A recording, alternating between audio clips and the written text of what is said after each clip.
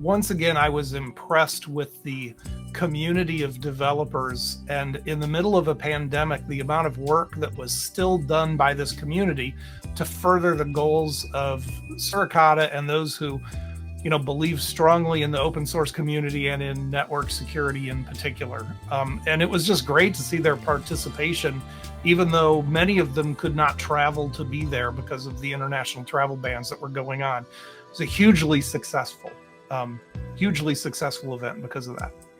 One thing that I really liked about SuriCon is actually, as they say, that was around the Suricata community, aka that's based on commonality, a common idea, a common point of interest, and similar.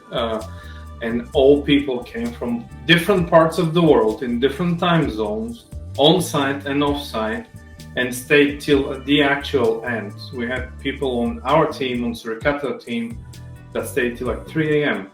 until the conference was over. That also shows dedication, the unity of the team, the strength of the team, which is very, very, very important for me personally. So one of the things that I saw that I thought was great about the SuriCon conference was the fact that we had participation from all over the world. It didn't matter where they were located, what time of day it was. We had people online at 3 a.m. their time, right? And they looked bright-eyed and really ready to actually, participate in the conference itself. It was pretty phenomenal. First thing I remember from this SuriCon, that was the one after 1 year of break because of the pandemic, was that the community managed to work together during these years and managed to come together at SuriCon. And that was, for me at least, and I think for a lot of attendees, something really nice, because we did see each other via this hybrid event. That was really wonderful to be able to share with people, with the chat, with video. That was fun to interact, and it was missing a lot. Even if the online roadmap that we have done were nice, but this was really nice to see everybody once more. Even if it was post on time, and I was in Europe at the time, so it was not really late. It was really late, but that was okay. This is a bunch of people who contribute to an open source without expecting to, not necessarily to be paid back in any shape, way, or form, just contributed to a community.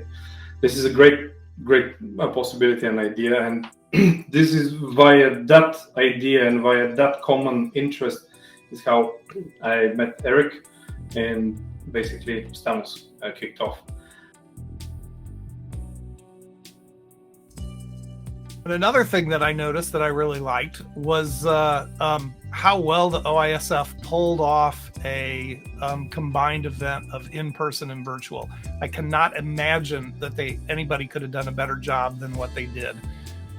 3 days of events, and it went off without a hitch, with people presenting remotely, people presenting on stage, and people live remote. They pulled off an amazing event. The way they put this conference on as a hybrid, I was there on site, and I have to say that it was probably one of the best hybrid approaches I've ever seen.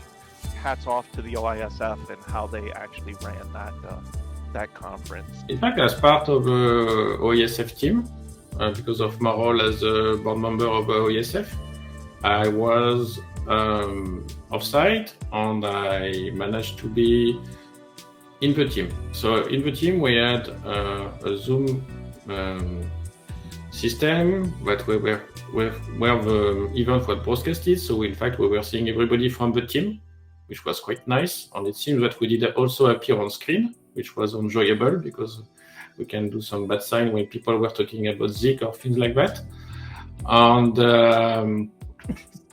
And yes, that was really nice. It was a bit like being on site, being able to interact. A little bit strange to be in front of the audience, but at the same time, we got some video shot on the audience, so we managed to see who was there and how it was looking like. So yes, it was really inclusive to be in this position.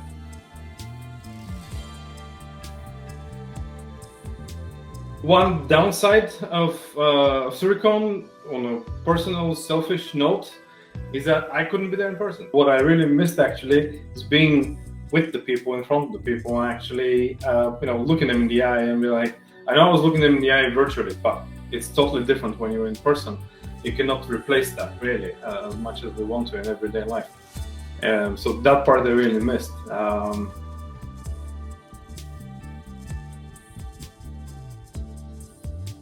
The last thing I noticed that was really interesting was that users of Suricata still have challenges with being overwhelmed with the number of alerts that an engine like Suricata can deliver to them. And it was really interesting sitting in the audience, knowing that we have a solution for a lot of those people, where we can help them sort through all of those alerts to get to those things that are important and essential for their response. And that's the value add that we bring on top of the Suricata platform. One of my talk, it's selfish, but one of my talk on pickup conditional logging was really expected, and a lot of people did react on it because they really want this feature inside Suricata. It was long overdue, so I'm really happy that they managed to get some time at Stamus Networks to work on this new feature in conjunction with Scott Jordan, that I would like to thank once more. And I hope it will come to Suricata 7, and it seems to be in a good shape for that. It is very interesting to see that we still hold the record for the fastest showcase of what Suricata can do with the data that it sniffs. 2 minutes, self-on Docker. Okay, that's nobody can challenge that, at least for now. So that's really, really cool, and that's why we had it out there just as a showcase of Suricata to give back to the community without expecting anything to come back.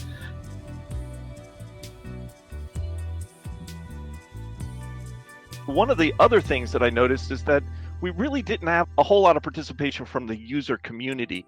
We had a couple of talks that didn't get a whole lot of Q&A at the end, just mainly because we were talking about how the users or analysts would use the tool. And I think that might be something in the future that we could actually, that could actually be driven, maybe a user community for Suricata to get more out of actually using the product. Ideally, I would love to see more end users, as in analysts, as in incident responders, actually attending that conference and trying to make sense of all the gargantuous and good amounts of data that Suricata gives out. I think one way to get more users involved would be to put some different tracks down so users don't have to sit through all of the developer talks and the developers don't have to sit through all the user talks. I think most of the developer talks would be way over the users' heads, and many of the user talks would be boring to some of the developers or not applicable at all.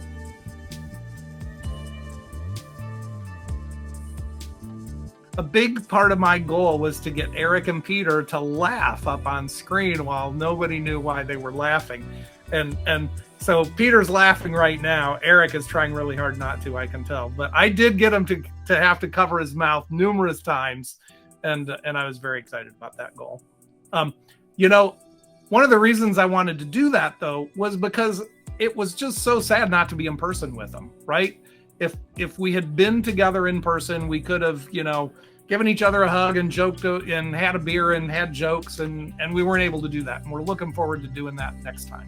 Matt made a comment because me and Victor were actually wearing the same Amsterdam SuriCon shirts. And Matt made a comment that we just looked like a Thing 1 and Thing 2. So, I literally had to actually pause and switch off from the camera itself. So that was cool because I knew I would probably be laughing much harder if I was there in person, him making that comment.